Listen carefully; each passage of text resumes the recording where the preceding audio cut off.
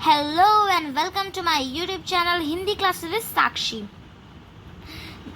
ये जो पाठ हम लोग पढ़ रहे हैं हिंदी में, इसका नाम है पवन दूतिका और इसके जो कवि हैं इनका नाम है अयोध्या सिंह उपाध्याय हरिऔध सिंह जी।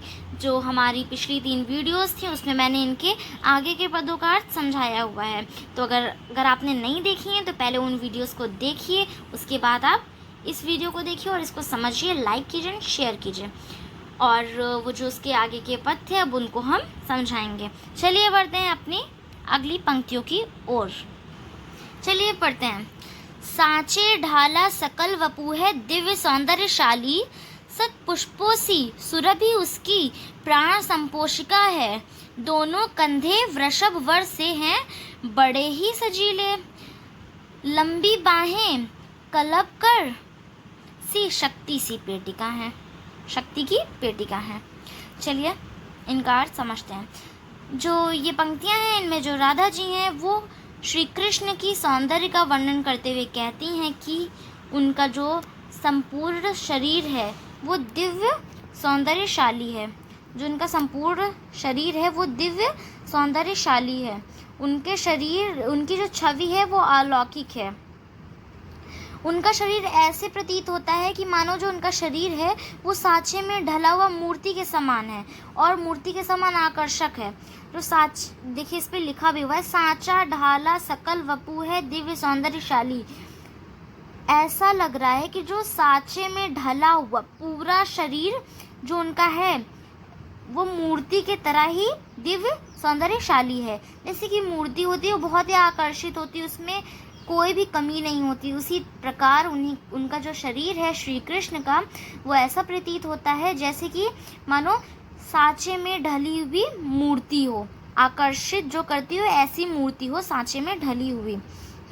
और उनका जो शरीर है वो एक दिव्य अलौकिक है। उनकी जो छवि है वो एक दिव्य अलौकिक है। उनका जो शरीर है वो एक दिव्य अलौकिक है। उनका जो सौंदर्य है वो देवताओं के समान अलौकिक है। चलिए दूसरी पंक्ति पढ़ते हैं। सत पुष्पों से सुरभि उसकी प्राण संपोषिका है। सत पुष्पों सुंदर पुष्पों, फूल, सुरभि खुशबू, सुगंध, उसकी प्राण संपोषिका प्राणों का पोषण करने वाली। जो उनके शरीर से जो सुंदर पुष्पों की सुगंध आती है वो प्राणों को पोषण करने वाली है। जो सुगंध है सुंदर पुष्पों की वो प्राणों को पोषण करने वाली है। चलिए दोनों कंधे वृषभ वर से हैं बड़े ही सजीले। जो उनके दोनों कंधे हैं वो वृषभ की तरह बड़े ही सजीले और बहुत ही विशाल और बलशाली हैं। उनके जो दोनों कंधे हैं वो बहुत ही बलशाली और विशाल हैं।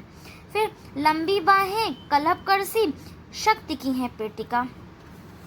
तो जो उनकी दोनों बाहें हैं, भुजाएं हैं जो उनकी, वो हाथी के सूंड के समान लंबी और शक्ति की भंडार हैं। लंबी बाहें जो उनकी भुजाएं हैं लंबी लंबी, वो कलब कर सी, मतलब कर होता है वो हाथी, तो हाथी के सूंड, कलब सूंड, हाथी के सूंड की तरह बहुत ही विशाल और शक्ति, मतलब कि बहुत ही ज़्यादा लंबी है और शक्ति का भंडार है। शक्ति की पेटिका है, मतलब पेटिका भंडार, शक्ति का भंडार है। तो अब इनका पूरा अर्थ हम एक बार में समझा देते हैं।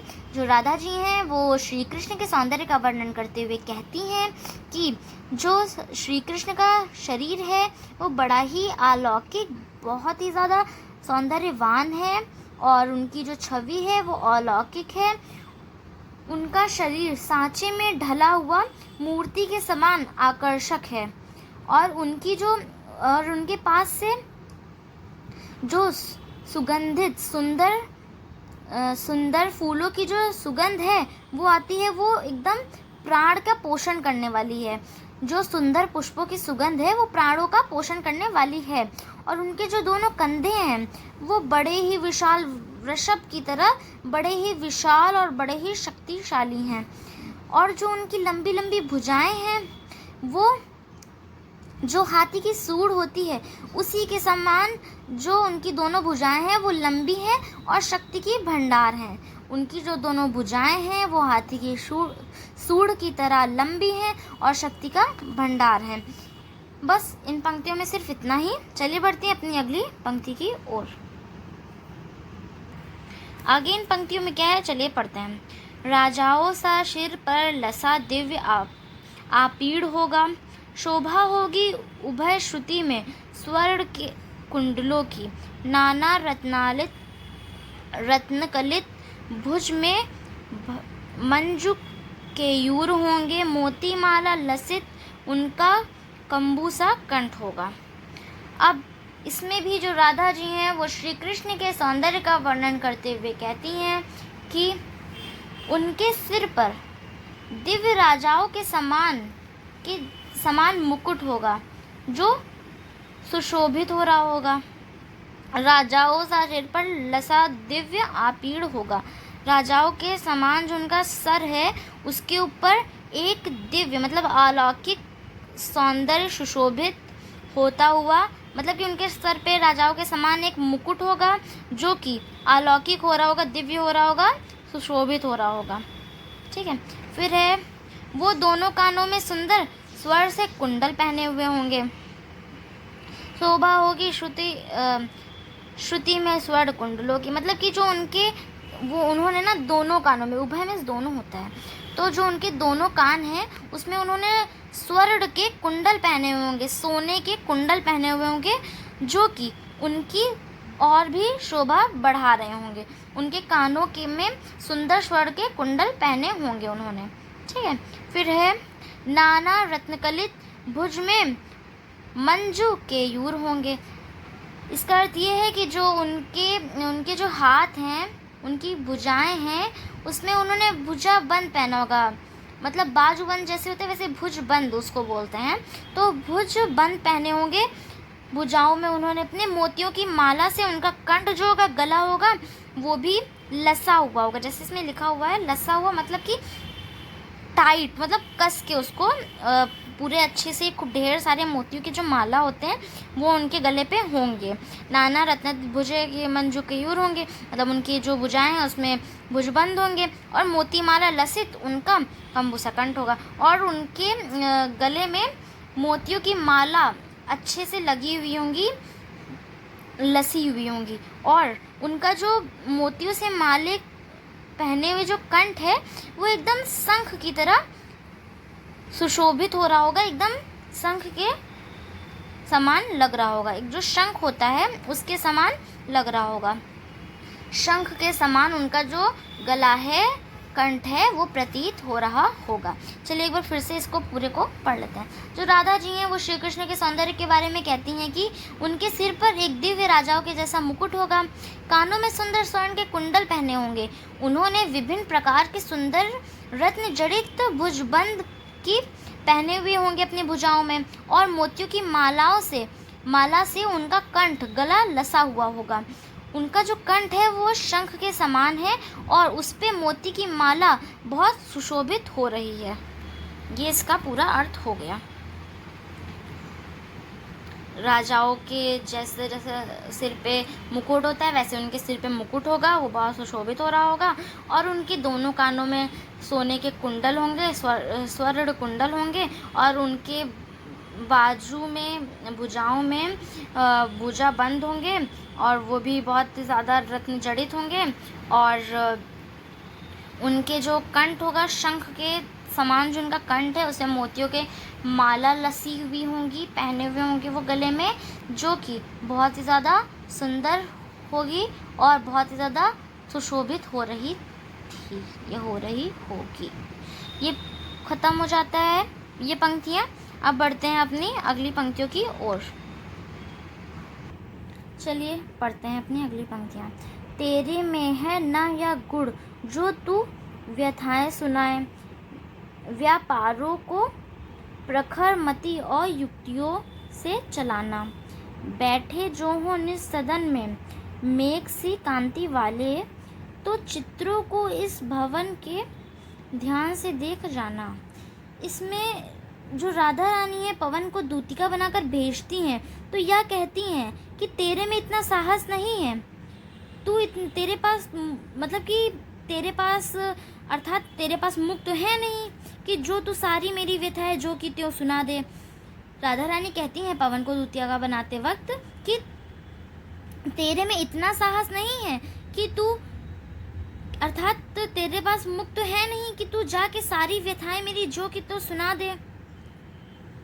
तेरे में है ना यह गुण जो तू व्यथाएं सुनाए, मतलब कि तुझ में, तेरे में वो साहस, वो गुण नहीं है कि तुम मेरी जो भी व्यथाएं हैं, मेरी दुख कथाएं हैं, सब कुछ जो भी है, मेरी जो वेदना है, विरह का वर्णन तुम कर पाओ, ऐसा तुम्हारे पास नहीं है, क्योंकि तुम्हारे पास मुख ही नहीं है कि तुम मेरी सारी व्यथा को ज्यों की तो सुना दो।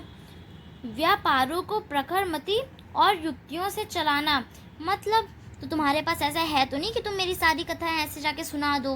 तो तुम ऐसा करना कि तुम वहाँ जब जाना तो तुम ऐसे क्रियाकलाप करना, ऐसे कार्य करना जिससे उन्हें तुम्हारी बातें समझ आए, अर्थात मेरा संदेश पहुँचाना। मतलब तुम वहाँ जाओ और तुम उनको अपनी मुख से तो बता नहीं सकती, क्योंकि तुम्हारे पास मुख तो है नहीं। वायु से कहती हैं तुम्हारे पास मुख तो है नहीं, इतना साहस नहीं है तुम्हारे में कि तुम मेरी कथाओं को, मतलब मेरी बातों को, मेरे दुख को, मेरे विरह का वर्णन तुम अपने मुख से ज्यों का त्यों कर दो, जैसे मैंने बोला है वैसे ही।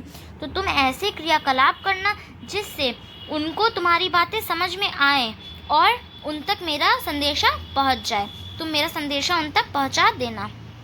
फिर आगे बोलती हैं, बैठे जो हो निज सदन में मेघ सी कांति वाले। मेघ सी कांति वाले का मतलब है जिनका जो शरीर है वो मेघ वर्ण हो, मतलब मेघ वर्ण वाले। तो इनमें नाम नहीं लिखा है श्री कृष्ण का, लेकिन यहाँ पे यही कहने का मतलब है कि जो मेरे श्री कृष्ण हैं जिनका शरीर मेघ वर्ण जैसा है, मतलब मेरे मेघ वर्ण वाले श्री कृष्ण अगर बैठे हो निज सदन में, निज सदन मतलब अपने कक्ष में, सदन में, अगर वो अपने सदन में बैठे हुए हों मेरे मेघ वर्ण वाले श्री कृष्ण, तो चित्रों को इस भवन के ध्यान से देख जाना। तो तुम जो उस सदन में, उस कमरे में, उस कक्ष में जो भी चित्र रखे हों, जो भी चित्र लगे हों, उनको तुम एक बार, उन चित्रों को एक बार अच्छे से देख जाना। उनका कहने का मतलब ये था, अर्थात उनका ये है मतलब कि जो राधा रानी है वो कहती हैं कि तुम जाओ और तुम मेरी व्यथाओं को, जैसे मैं बोल रही हूँ उस तरीके से नहीं बता पाओगे तुम मेरी व्यथा को, तुम्हारे पास क्योंकि मुख नहीं तो तुम वैसे नहीं बता पाओगी। तो तुम अपने क्रियाकलाप से उनको समझाने की कोशिश करना और तुम अपने क्रियाकलाप से उनको समझा देना कि हम किस दुख में है, क्या मेरे पे बीत रही है, ये तुम बता देना। तुम ऐसे क्रियाकलाप करना कि तुम्हारी बातें वो समझ पाएँ, अर्थात मेरा संदेशा उन तक पहुंचा देना, तुम उन तक पहुंच जाए मेरा संदेशा, ऐसा वो कहती हैं। फिर कहती हैं कि अगर मेरे जो मेघवर वाले श्री कृष्ण हैं अपने सदन में बैठे हों तो सबसे पहले तू चित्रों को देखना कि वहाँ जाके कोई और काम नहीं करना है तुझे जाके वहाँ पे जो उनके घर में, जो सदन में, गृह में जो उनके चित्र लगे हों उनको तुम देखना, अच्छे से उन चित्रों को देख जाना। बस इन पंक्तियों में इतना ही दिया गया हुआ है और अब इनकी आगे की पंक्तियाँ देखते हैं। चलिए पढ़ते हैं अब हम इन पंक्तियों को।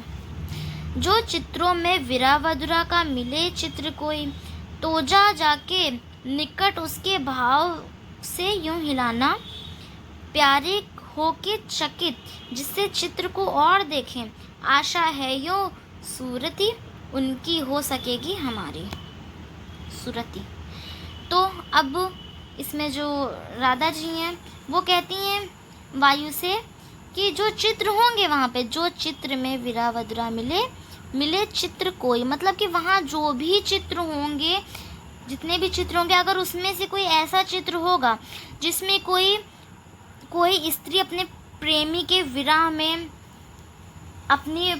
विरह में विधुरा स्त्री जो होगी का कोई चित्र अगर दिखे तुमको, अर्थात तुम्हें कोई दुखी स्त्री का चित्र दिखे, तो जाके निकट उसको भाव से यूं हिलाना।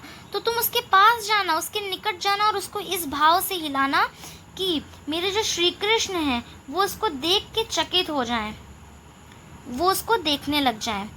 तो या उसके जाके उसके निकट उसको भाव से यूँ हिलाना, उसके पास तुम जाना, उस चित्र के पास, और उसको बड़े भाव से हिलाना, उसे प्यारे होके चकित, जिससे चित्र को और देखें। जो मेरे प्यारे श्री कृष्ण हैं, जिससे उस चित्र को चकित होकर, आश्चर्यचकित होकर उस चित्र को और देखें, उसकी ओर देखें और उसको और देखते ही जाएं, उसको देखें। और हमें आशा है कि इस प्रकार उन्हें हमारी स्मृति हो जाएगी। आशा है यो सुरति उनको हो सकेगी हमारी। मतलब है कि हमें आशा है ये कि मेरे श्री कृष्ण जब उसको देखेंगे, उस चित्र को देखेंगे, तो उनको हमारी स्मृति हो जाएगी और वो जान जाएंगे कि इसी प्रकार, इसी तरह मेरी जो राधा है वो भी दुखी होगी। हमें आशा आपको समझ में आ गया होगा, लेकिन एक बार फिर से इसको हम एक बार में समझा देते हैं। जो राधा है, राधा रानी है, जो वो कहती हैं कि जो मेरे श्री कृष्ण हैं, वो जब उनके पास तुम जाओगी, उनके कक्ष में जब तुम प्रवेश करोगी, तो वहाँ पे जो भी चित्र होंगे, सारे चित्रों में से अगर कोई ऐसा चित्र होगा जिसमें कोई प्रेमी के विरह में विधुरा स्त्री का कोई चित्र दिखे, मतलब कि उसमें कोई अगर कोई दुखी, अर्थात ये है, मतलब ये उनका अर्थ है, ये उनका मतलब है कि वहाँ पे अगर कोई दुखी स्त्री का कोई चित्र दिखे, तो तुम उसके पास जाना, उसके निकट जाना और उसको भाव से हिलाना, उसको हिलाना भाव से, और जिससे मेरे जो प्यारे हैं, मेरे प्यारे श्री कृष्ण जो हैं, वो उस चित्र की ओर जाएं और उस चित्र